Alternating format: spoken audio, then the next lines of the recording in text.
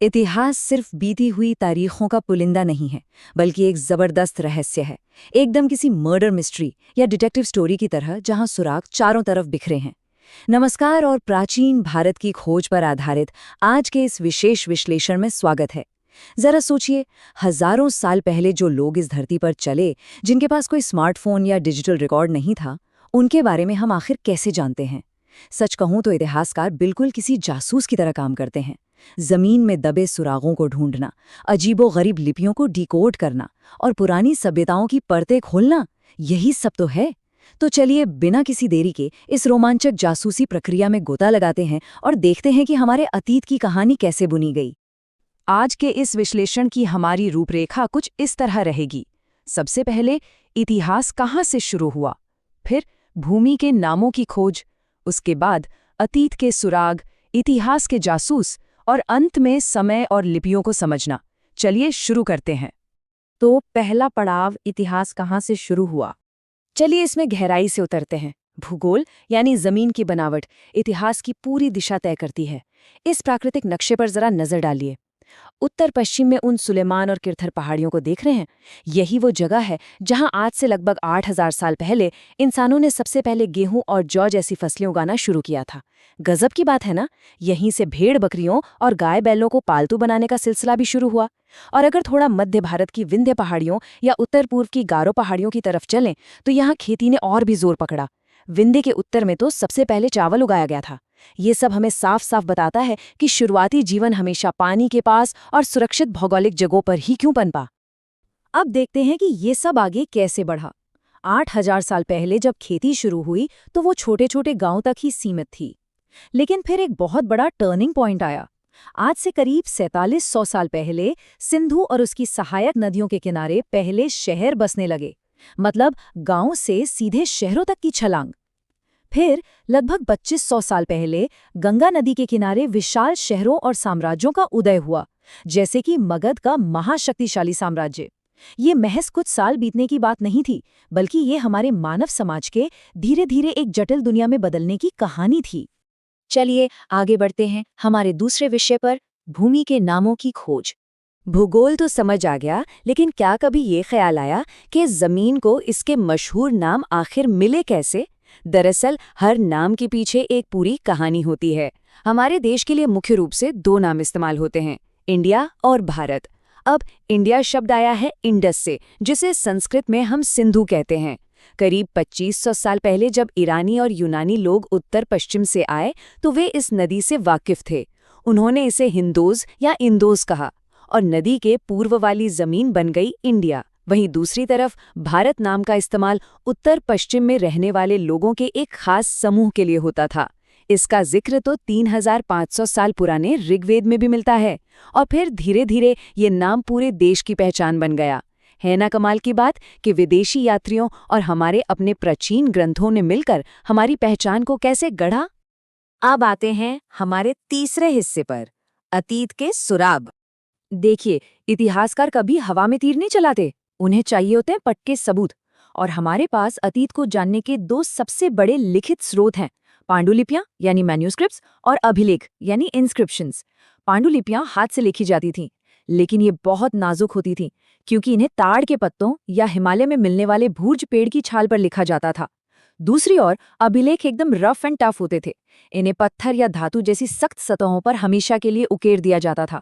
इस एक छोटे से फर्क ने ही ये तय कर दिया कि आज हमारे हाथों में इतिहास का कौन सा हिस्सा किस हालत में बचा है। अब जरा इस प्राचीन पांडुलिपि को देखिए। ये वाकई हैरान करने वाला है कि ये किसी कागज पर नहीं, बल्कि एक असली पेड़ की छाल पर लिखी गई है। ये 1000 साल से भी ज्यादा पुरानी हो सकती है। क्योंकि ये प्राकृतिक चीजों से बनी थी, इसलिए बहुत सी पांडुलिपियों को तो कीड़े खा गए या वे समय के साथ नष्ट हो गईं। लेकिन जो बच गईं, उन्हें अक्सर मंदिरों या विहारों में बहुत संजोकर रखा गया था। और यकीन मानिए, ये बची हुई पांडुलिपियां किसी खजाने से कम नहीं हैं। इनमें प्राचीन धर्म, राजाओं की कहानियां, दवाइयां और विज्ञान सब कुछ दर्ज है। ये सीधे प्राचीन विद्वानों के दिमाग में झांकने का एक बेहतरीन मौका देती हैं। और ये दूसरी चीज बहुत ही शानदार तरीके से दिखाती है कि पुराने शासक अपनी बातों को अमर कैसे बनाते थे। ये विशेष अभिलेख कंधार से मिला है और लगभग 2250 साल पुराना है। इसे सम्राट अशोक ने उकेरा था। राजा लोग अक्सर अपने आदेशों, अपनी जीतों और कानूनों को ऐसे ही पत्थरों पर लिखवाते थे ताकि आते जाते लोग उन्हें पढ़ सकें और उनका पालन करें। सबसे मजेदार बात क्या है पता है? इस एक ही पत्थर पर यूनानी और अरामीक जैसी 2 अलग-अलग लिपियों और भाषाओं का इस्तेमाल हुआ है। ये उस दौर के समाज की विविधता का जीता जागता सबूत है। अब बात करते हैं चौथे पहलू की, इतिहास के जासूस। लिखित चीजें तो बहुत काम की हैं, लेकिन जरा सोचिए उन लोगों का क्या जिन्होंने कभी कुछ लिखा ही नहीं। बस यहीं पर एंट्री होती है पुरातत्वविदों की, यानी इतिहास के असली जासूसों की। जो चीजें जमीन के नीचे दबी रह गईं, वे उन्हें ढूंढ निकालते हैं। यहाँ मिट्टी के इस 4700 साल पुराने बर्तन को देखिए। इसकी बनावट हमें उस समय की कला के बारे में बहुत कुछ बता देती है। और साथ ही इन 2500 साल पुराने चांदी के सिक्कों को भी देखिए। इन सिक्कों का मिलना इस बात का पक्का सबूत है कि उस वक्त तक एक शानदार व्यापार प्रणाली बन चुकी थी। ये सिर्फ पुरानी चीजें नहीं है, बल्कि हजारों साल पुरानी अर्थव्यवस्था और आम लोगों के जीवन को समझने का एक सीधा रास्ता है। खंडर, औजार या हथियार मिलना तो आम बात है, लेकिन क्या आपको पता है कि पुरातत्वविद जानवरों, पक्षियों और यहाँ तक कि मछलियों की हड्डियां भी बहुत ध्यान से ढूंढते हैं? क्यों? क्योंकि इनसे पता चलता है कि उस जमाने के लोग खाते क्या थे। पेड़ पौधों का बचना थोड़ा मुश्किल होता है, लेकिन अगर अनाज के दाने या लकड़ी के टुकड़े गलती से जल गए हों तो वो जले हुए रूप में सदियों तक सुरक्षित रह जाते हैं। एक जासूस के लिए एक छोटा सा जला हुआ बीज भी महल के किसी खंडर जितना ही बड़ा सुराग होता है। यही छोटी छोटी चीजें हमें बताती हैं कि आम इंसान उस वक्त जिंदा रहने के लिए क्या क्या जुगाड़ करता था। और अब हमारा 5वां और आखिरी हिस्सा, समय और लिपियों को समझना। चलिए अब इतिहास की कुछ तकनीकी गुत्थियों को सुलझाते हैं, खासकर तारीखों को लेकर। इतिहास पढ़ते वक्त साल और तारीखें अक्सर कंफ्यूज कर देती हैं, है ना? दरअसल इतिहास में समय मापने का जो सेंटर पॉइंट है वो ईसा मसीह के जन्म का साल माना जाता है। उनके जन्म से पहले के सारे सालों को ईसा पूर्व या बीसी बिफोर क्राइस्ट कहते हैं, और जन्म के बाद के सालों को एडी एनो डोमिनी। लेकिन आजकल एक नया और ज्यादा सेक्युलर तरीका चल पड़ा है। बीसी की जगह बीसीई यानी बिफोर कॉमन एरा और एडी की जगह सीईई यानी कॉमन एरा। आसान शब्दों में कहें तो ये दुनिया भर के इतिहासकारों के लिए एक ही कैलेंडर पर बात करने का एक शानदार तरीका है। तो सबसे बड़ा सवाल ये है कि जो भाषा कोई बोलता ही नहीं, उसे पढ़ा कैसे जाए? इसे डिकोड करना या डिसाइफरमेंट कहते हैं। इसका सबसे क्लासिक उदाहरण मिस्र का रोजेटा स्टोन है। ये एक ऐसा पत्थर था जिस पर एक ही बात 3 अलग-अलग लिपियों में लिखी थी। यूनानी विद्वानों को यूनानी भाषा तो आती थी। उन्होंने ध्यान दिया कि राजा रानियों के नाम एक छोटे से फ्रेम के अंदर बंद थे, जिसे कारतूस कहते हैं। बस फिर क्या था? उन्होंने उन जाने पहचाने यूनानी अक्षरों की आवाजों का अज्ञात मिस्री प्रतीकों के साथ मिलान करना शुरू कर दिया। एक बार कुछ अक्षर पकड़ में आ गए तो समझो पूरी लिपि का ताला खुल गया।